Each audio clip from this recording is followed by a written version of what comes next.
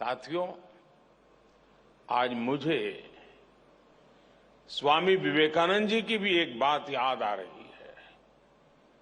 स्वामी विवेकानंद जी ने कहा था कि हर काम को 3 चरणों से गुजरना पड़ता है। पहले लोग उसका उपहास उड़ाते हैं, फिर उसका विरोध करते हैं और फिर उसे स्वीकार कर लेते हैं। और खासकर तब जब वो आइडिया उस समय से आगे का हो। 20 वर्ष एक लंबा कालखंड होता है। आज की जनरेशन के युवा साथियों को पता भी नहीं होगा कि 2001 में आए भीषण भूकंप के बाद गुजरात की स्थिति क्या थी। भूकंप से भी पहले गुजरात लंबे समय तक अकाल की भयंकर स्थिति से जूझ रहा था। इसके बाद जो भूकंप आया उसमें हजारों लोगों की मौत हो गई, लाखों लोग इससे प्रभावित हुए, उन्हें अपना घर छोड़ना पड़ा। अकाल और भूकंप के अलावा उसी समय गुजरात में एक और बड़ी घटना हुई। Madhavpura mercantile cooperative bank collapse हो गया। इसकी वजह से 133 और कोऑपरेटिव बैंक में ये तूफान छा गया। पूरे गुजरात के आर्थिक जीवन में हाहाकार मचा हुआ था। एक तरह से गुजरात का फाइनेंशियल सेक्टर संकट में आ गया था। उस समय मैं पहली बार विधायक बना था। मेरे लिए ये भूमिका भी नई थी। शासन चलाने का कोई अनुभव नहीं था, लेकिन चुनौती बहुत बड़ी थी। इस बीच एक और घटना घट गई। गोधरा की हृदय विदारक घटना हुई और उसके बाद की परिस्थितियों में गुजरात हिंसा की आग में जल उठा। ऐसे विकट हाल की शायद किसी ने कल्पना की होगी। मुख्यमंत्री के तौर पर भले उस समय मेरे पास ज्यादा अनुभव नहीं था, लेकिन मेरा गुजरात पर,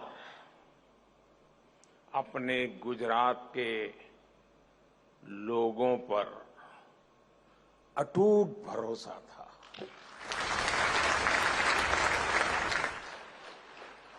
हालांकि जो लोग एजेंडा लेकर चलते हैं वो उस समय भी घटनाओं का अपने तरीके से एनालिसिस करने में जुटे हुए थे।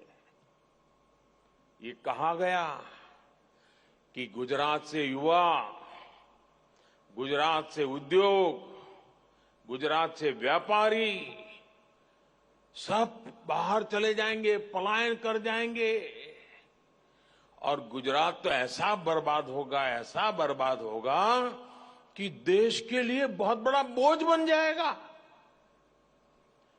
दुनिया में गुजरात को बदनाम करने की साजिश रची गई। एक निराशा का माहौल खड़ा करने की कोशिश की गई। कहा गया कि गुजरात कभी भी अपने पैरों पर खड़ा नहीं हो पाएगा। उस संकट में भी मैंने संकल्प लिया कि चाहे परिस्थितियां जैसी भी हो, गुजरात को इससे बाहर निकाल के ही रहूंगा।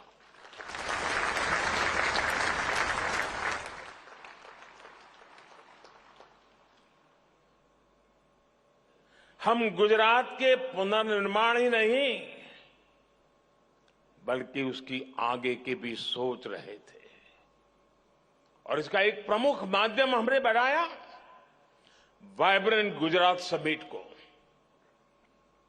एक गुजरात का आत्मविश्वास बढ़ाने और उसके जरिए विश्व से आंख मिलाकर बात करने का ये माध्यम बन गया।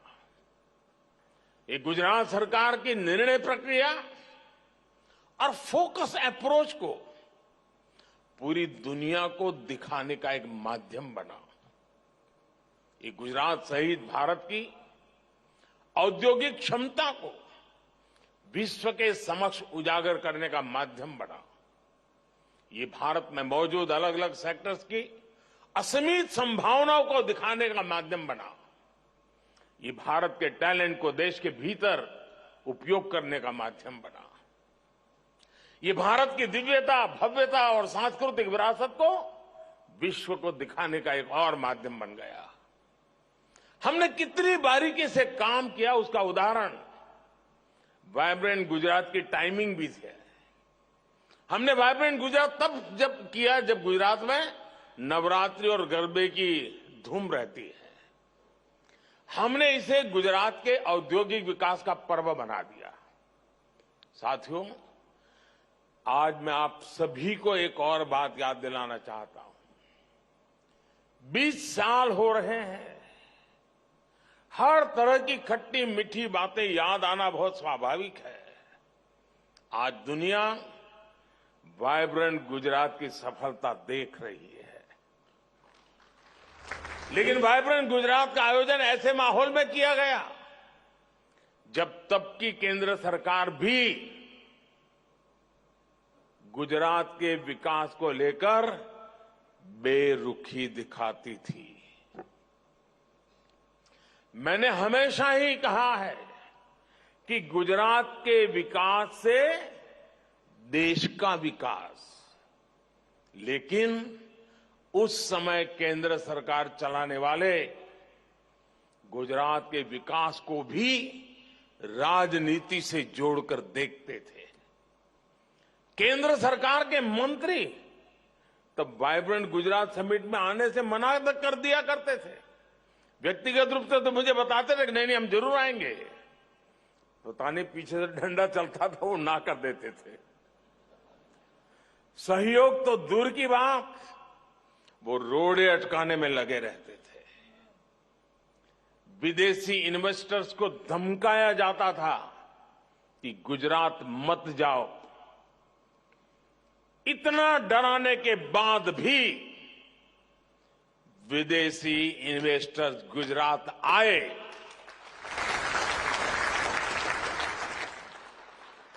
जबकि यहां गुजरात में उन्हें कोई स्पेशल इंसेंटिव नहीं दिया जाता था।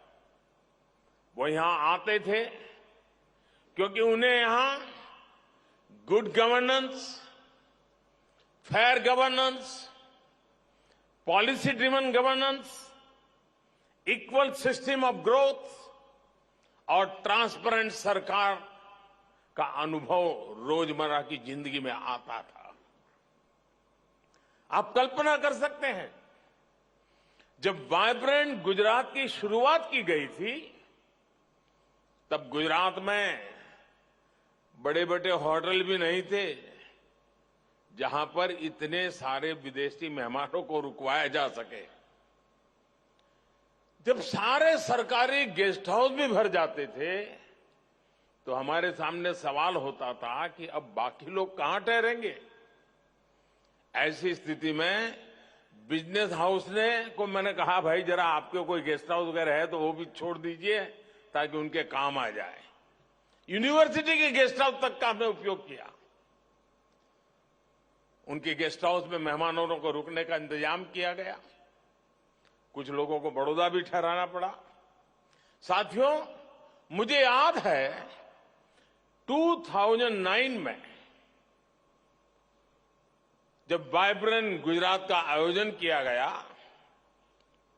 तब पूरी दुनिया में मंदी का माहौल था, मंदी की चपेट में दुनिया थी और सबने मुझे बताया, हमारे अफसर भी मुझे बता रहे थे कि साहब इस बार वाइब्रेंट गुजरात स्थगित कर दीजिए, ये फ्लॉप हो जाएगा, कोई नहीं आएगा। लेकिन मैंने उस समय भी कहा, जी नहीं, ये रुकेगा नहीं, ये होगा। अगर विफल हुआ तो आलोचना होगी और क्या होगा, लेकिन आदत छूटनी नहीं चाहिए।